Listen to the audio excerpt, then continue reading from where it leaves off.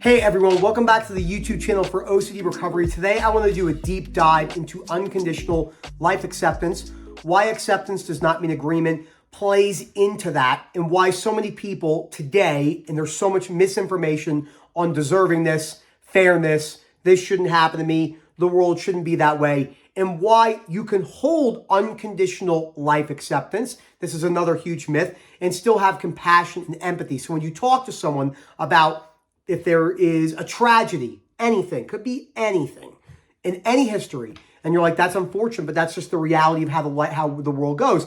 People say that's a lack of compassion. It's not. This is a complete myth that you have to be almost guilted into feeling sad in a certain way. But and some things you'll feel more sad for, and some things you won't. Like, you know, if I see a video or I read an article of a mudslide in Nepal that killed 1,500 people, as much as of a tragedy that is, and I might feel some brief sadness, I have no connection to that. And this idea that you're supposed to feel things for everything is a very new age, dangerous ideology that gets a lot of people with OCD and anxiety and non-suffers into a lot of trouble. I should feel this way. Oh my gosh, I'm not involved in this community. I was listening to someone speak literally yesterday that said, I couldn't be friends with someone anymore because that person made a political post. And because of that post, it is my job to not be friends with them, because by being friends with them, I agree with what they're saying. That is, unfortunately, a very common thing that people do. It's also completely fucking crazy. No other way to say it. But again, can't blame these people. They don't know what they don't know. And it's just the truth. So before I go any further, please subscribe. Hit that like button down below. Let me know what you think about this video. And Phil at OCDrecovery.com. He will tell you about all the stuff that we have, subscriptions, access to the webinars, everything else in between. We have thousands of people in all of our WhatsApp groups. I'm telling you, the content you get in there doesn't go anywhere else. I do lots of drawing videos, hours and hours of voice notes. That doesn't go anywhere but the WhatsApp group. So if you want access to that, please reach out to Phil. Learn about the subscriptions or sessions or packages or singles or webinars, whatever, etc. Okay. You have unconditional self-life other acceptance. Unconditional self-acceptance, I'm not going to go into self and other acceptance, is the opposite of self-esteem. Self-esteem is understandable, but there's a reason why the book on the reading list, which is the most important book in my opinion, is called The Myth of Self-Esteem. The idea, the chase for self-esteem, aka conditional self-acceptance, is one of the biggest problems, biggest mental diseases that people have. Unconditional self-acceptance is, I'm going to try to achieve a goal in order to reach something. But if I don't reach that and I fail or something goes wrong, I can still accept myself. That does not mean you're not going to feel anything, etc., etc. Life acceptance is accepting that you have OCD, accepting that things are going to go wrong in your life. People are probably not going to treat you well. It's all the things that can happen to you or already happened to you in your life, which means events, traumatic events. I personally don't like to use the word trauma. I like hardships. It doesn't sound as good, which is a good thing because people identify with the word trauma way too much. And I always say this, there's about 3 words in our language right now that are causing absolute havoc on the youth and people. It's really kind of people under the age of 35, and traumatic is one of those words. This does not discredit you, like I said, for what you went through, compassion, empathy, sympathy, but to label everything as trauma. We all know people that always speak about trauma, and be at a coffee shop and you're hearing people talk about their trauma. It's too much. Too much. What happened to you can be extremely tragic, hard, shaped your personality, shaped your belief systems, but now it's your responsibility to change that belief system. The more now I'm telling you, this goes for anything. Shootings, bombings, motor vehicle collisions, train accidents, assaults, sexual and violence. These are all tragic. The world would be a much better place if they didn't exist, but they will exist for the remainder of human existence. And that is not me telling you. I have some of the hardest conversations with people who have been sexually abused a lot. And the ones that make the most progress by far are the ones that drop the attachment to their trauma, accept what happened to them, and change their views about what happened to them. That is critical, okay?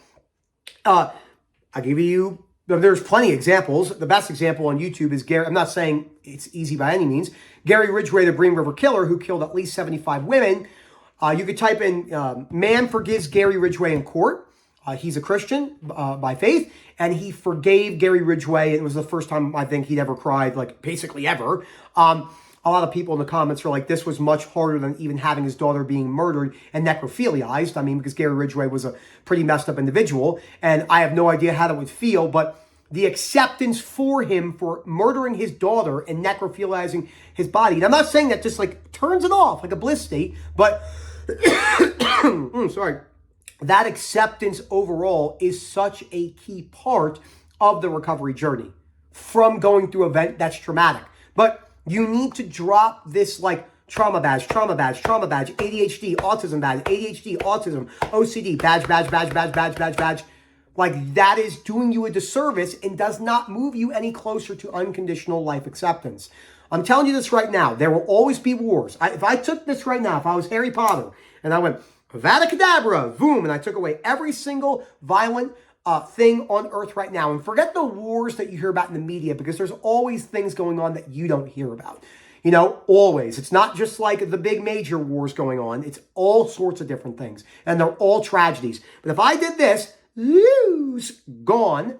Within 1 year, there'll be something else happening. There'll be more murders, more shootings, more stabbings, more violence against women, violence against men, more conflicts all over the world. It is the reality of life. Humans are very rigid. Humans love power for many different reasons, and humans will do anything at the cost to get that on any side. Okay? Also, part of unconditional life acceptance is looking at the both sides of any conflict think they're right. I'm not saying I don't hold different views on different things, but if you have two groups of people, again, forget what's going on right now. This is just what's happening now. There's been wars that have killed millions and millions of people all throughout history. Both sides think they're correct. This person thinks they're correct, and this person thinks they're correct. This is an army somewhere, and this is another army somewhere, and they're crossing the sea in boats from 3,000 years ago, and they kill 400,000 people. They do it because they both think they're right. Okay? That's why it's so subjective. What someone believes is good and right is subjective by nature. To say otherwise is irrational.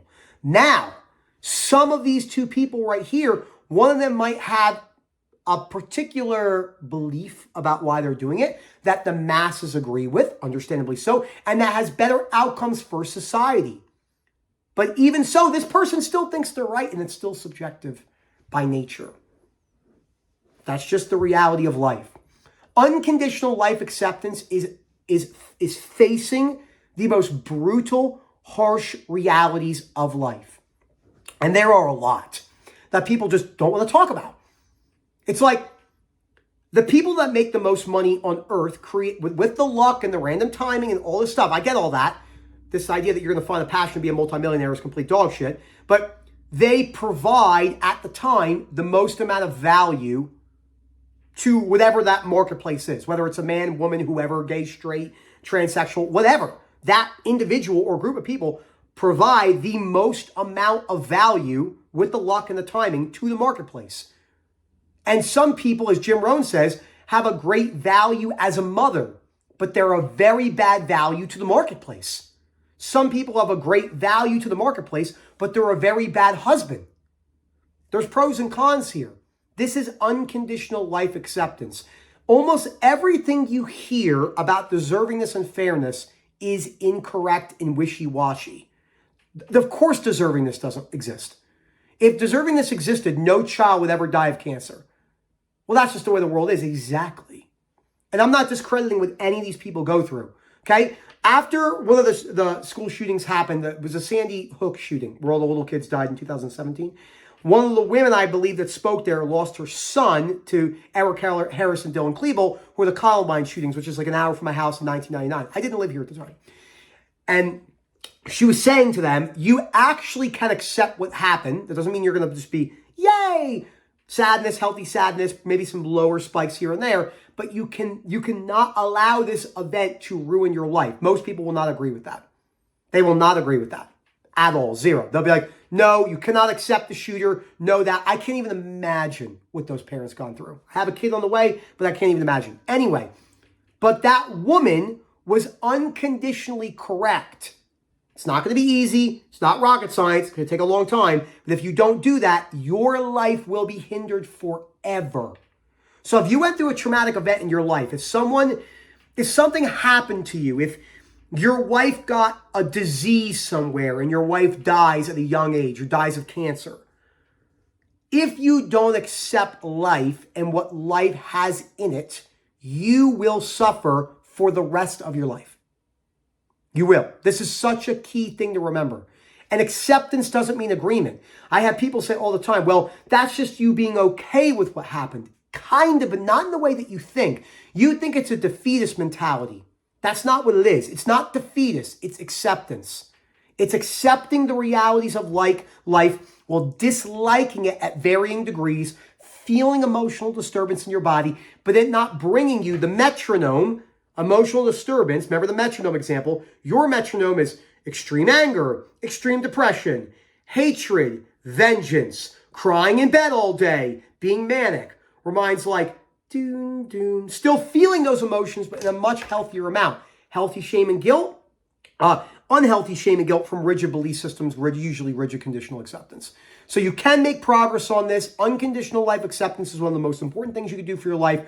Really think about this. I can teach you. I can show you the way. I do not suffer. There is hope. Excuse me. Getting over being sick. Fun fact, don't go to Vegas. Drink a bunch of whiskey. Now, I'm just getting over it after what? It's been a week since I've been home. So God, this is why I don't do this stuff anymore. I haven't drank like that in like 10 years.